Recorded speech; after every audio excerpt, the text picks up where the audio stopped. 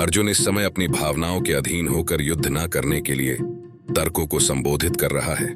इस श्लोक में भगवान कृष्ण को अर्जुन कहते हैं, अवांछित संतानों की वृद्धि से निश्चय ही परिवार के लिए तथा पारिवारिक परंपरा को विनष्ट करने वालों के लिए नारकीय जीवन उत्पन्न होता है। ऐसे पतित कुलों के पुरखे पितृलोग गिर जाते हैं क्योंकि उन्हें जल तथा पिंड दान देने की क्रियाएं समाप्त हो जाती हैं। स्वागत है आप सबका 2 मिनट गीता ज्ञान में। आज हम श्रीमद् भागवत गीता के अर्जुन विषाद योग श्लोक 41 की व्याख्या करेंगे। संकरो नरकायव कुलग्नाना कुलस्य च पतंति पितरो हेषा लुप्त पिंडोदक क्रिया।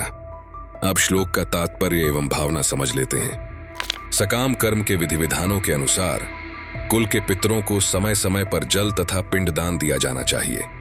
यह दान विष्णु पूजा द्वारा किया जाता है क्योंकि विष्णु को अर्पित भोजन के उच्चिष्ट भाग प्रसाद के खाने से सारे पाप कर्मों से उद्धार हो जाता है।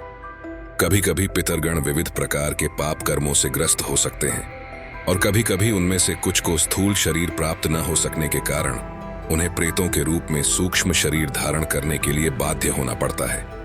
अतः जब वंशजों द्वारा पितरों को बचा प्रसाद अर्पित किया जाता है तो उनका प्रेतयोनि या अन्य प्रकार के दुखमय जीवन से उद्धार होता है।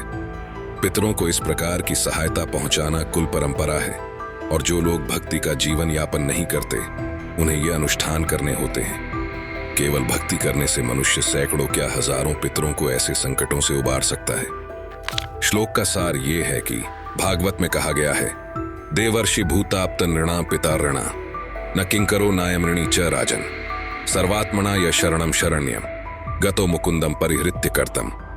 जो पुरुष अन्य समस्त कर्तव्यों को त्याग कर मुक्ति के दाता मुकुंद के चरण कमलों की शरण ग्रहण करता है और इस पथ पर गंभीरता पूर्वक चलता है, वह देवताओं, मुनियों, सामान्य जीवों, स्वजनों, मनुष्यों या पितरों के प्रति अपने कर्तव्य या ऋण से मुक्त हो जाता है।